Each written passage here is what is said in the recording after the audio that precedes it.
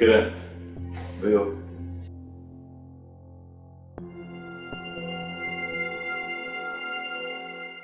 साबिर पंहिंजी अखियुनि जी गोली खे थोरो घटि कर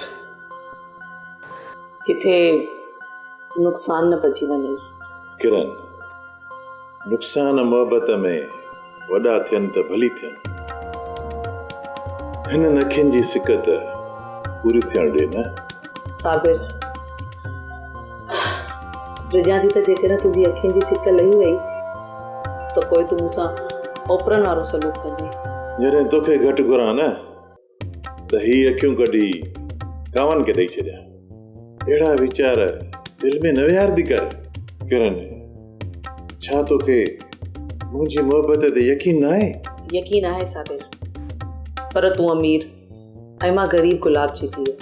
तूं महलनि जो शहज़ादो ऐं मां ग़रीब घराने जी छोकिरी। मुंहिंजे दिलि जे फ्रेम ते तुंहिंजी तस्वीर आहे ऐं ज़बान ते तुंहिंजो नालो। मास जी दिलि मुंहिंजे सीने में कोन धड़कंदी जे तूं मूंखां मुंहुं मोड़ींदे। किरण मुंहिंजे प्यार ते शक करे मूंखे शर्मिंदा न कर। किरण मां तुंहिंजे लाइ त काफ़र थियण लाइ बि तयारु आहियां। तूं वरी मुंहुं मोड़ण जी ॻाल्हि थी करे। हिकु ॻाल्हि चवां साबिर, मां तव्हांजी हर ॻाल्हि खे लबे कंदो। इब्रार जे खून जो हुनजे वारसनि मूं ते शक ज़ाहिर कयो आहे। छा किरण छा शक? तो ते शक? हा साबिर, मुंहिंजे बाबा खे बिरादरी में घुराए 5 लख ॾंड ॾियण जो चयो अथनि। बयान न ॾियण जी सूरत में मूंखे पुलिस हवाले कंदा। बसि इन एतिरी ॻाल्हि जे लाइ परेशान आई किरण? किरण 5 लख त छा,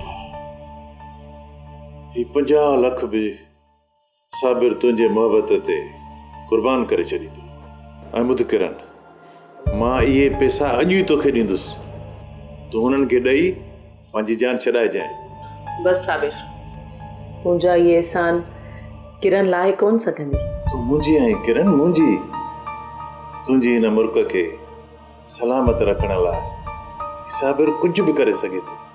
ॾाढो अहिड़ो आहे सेठ साबिर, तोखे त अञा मुंहिंजी मोहबत जे पोयां घणो कुझु विञाइणो आहे।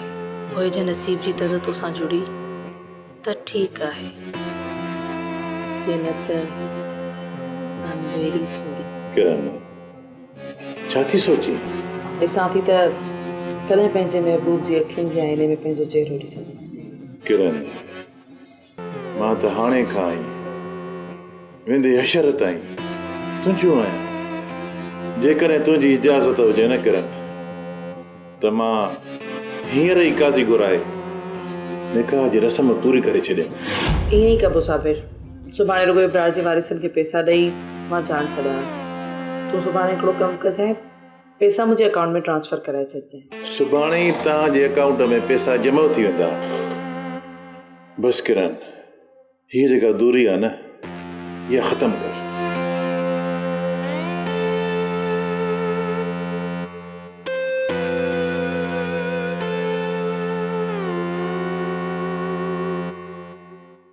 ड्रामा सीरियल सिलसिला मोहब्बतुनि जा तमाम एपिसोड्स ॾिसो हाणे HD क्वालिटीअ में।